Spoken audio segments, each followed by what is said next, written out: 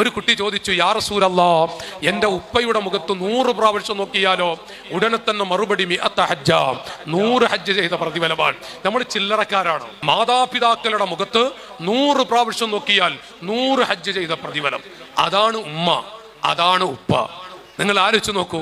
അഷ്റഫുൽ ഖൽഖ് തങ്ങൾ പറഞ്ഞു, അൽ വാലിദു ഔസതു അബ്വാബിൽ ജന്ന, സ്വർഗത്തിന്റെ കവാടങ്ങളിലെ ഏറ്റവും പ്രധാനപ്പെട്ട ഒരു കവാടമാണ് നമ്മുടെ ഉപ്പ. ചില കുട്ടികൾക്ക് ഉമ്മയെ കുറിച്ചറിയാം, ഉപ്പയുടെ മഹത്വം തിരിയാതെ പോകുന്നുണ്ട്. ഉമ്മയെക്കാളും പച്ച പാവമാണ് ഉപ്പ. അതൊരു വല്ലാതെ ആഴത്തിൽ പറയേണ്ട ഒരു സ്ഥലമാണത്. ഞാൻ പറയുന്നത്, നമ്മുടെ ഉപ്പ അതിലേറെ പാവമാണ്. വാപ്പയും ഉമ്മയും, ഈ ഇരിക്കുന്നവര് ഉപ്പയുണ്ട്, ഉമ്മമാരുണ്ട്. നമ്മൾ നെഞ്ചത്ത് കൈവച്ച് വിലയിരുത്തണം. നമ്മുടെ കുട്ടികൾ അങ്ങനെ വളരണോ? നമ്മുടെ കുട്ടികളെ കൊണ്ട് ഒരു സന്തോഷം.